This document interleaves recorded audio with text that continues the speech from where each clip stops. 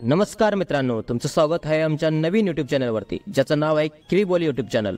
तर मित्रांनो, आपण बघूयात क्रिकेट आणि बॉलिवूडवर काय काय चाललंय। त्यापूर्वी तुम्ही जर आमच्या चॅनलवरती नवीन असाल तर आमच्या चॅनलला सबस्क्राइब करायला विसरू नका। चला तर मग आपण आजच्या व्हिडिओला सुरुवात करूया। माधुरी दीक्षितने कुटुंबासह घेतले सिद्धिविनायकाचे दर्शन। माधुरी दीक्षितचा निर्माती म्हणून दुसरा चित्रपट पंचक आता प्रदर्शित होत आहे। त्या पार्श्वभूमीवर तिने मुंबई येथील सिद्धिविनायक मंदिरात जाऊन गणपती बाप्पाचे दर्शन घेतले। यावेळी ती पती डॉक्टर श्रीराम नेने तसेच दोन्ही मुलं अरेन व रेयानसह आली होती। मंदिराबाहेर मीडियाशी बोलताना तिने सांगितले, मी इथे बाप्पाचे दर्शन आशीर्वाद घेण्यासाठी आले। माझा चित्रपट पंचक रिलीज होत आहे। मी लोकांना हा चित्रपट पाहण्याचा आग्रह करते।